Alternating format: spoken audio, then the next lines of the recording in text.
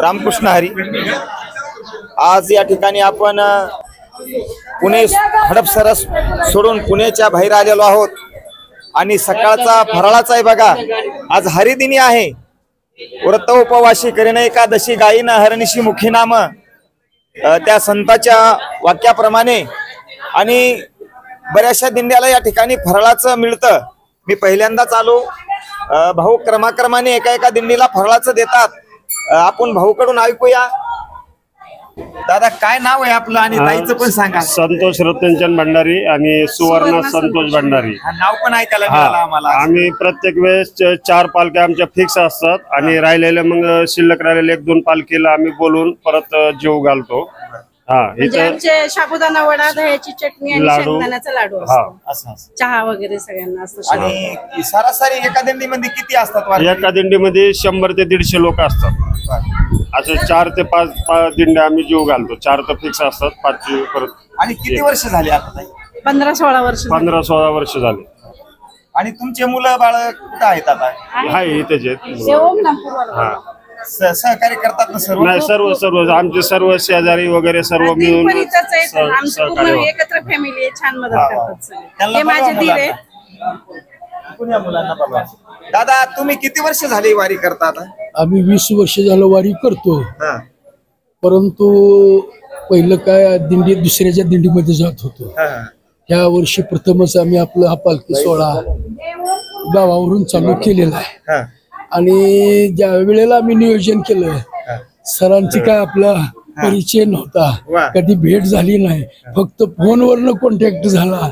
आणि अगदी अतिशय सुंदर साबुदाण्याची पंगत, साबुदाणा वडाची पंगत, शेंगदाण्याचे लाडू, दही चटणी, सुंदर अशा प्रकारची व्यवस्था केली। खरोखर त्यांना धन्यवाद द्यावे तेवढे थोडेच आहेत।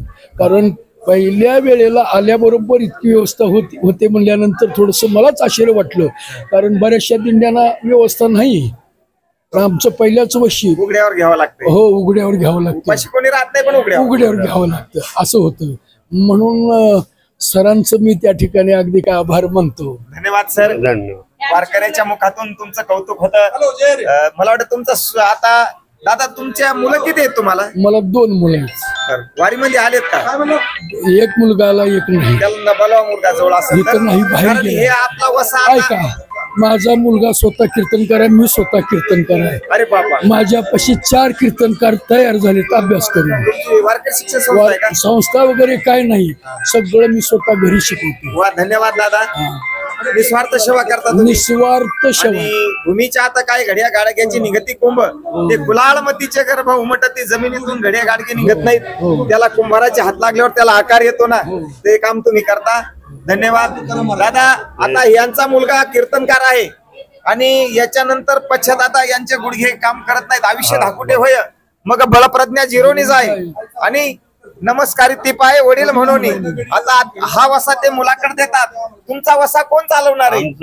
ओम भंडारी चालवणार। ओम पूर्वा आणि लहान भाऊ राकेश। 2 मुलं आहेत का? नाही, एक मुलगा आहे, लहान भाऊ आहेत आमचे। आणि मुलगी आहे पाठीमागे मुलगी आहे। लग्न नाही झालं आता पण? नाही, होईल पुढच्या वर्षी आम्हाला जोडीनं वाढ बाळा। शिक्षण चालू आहे?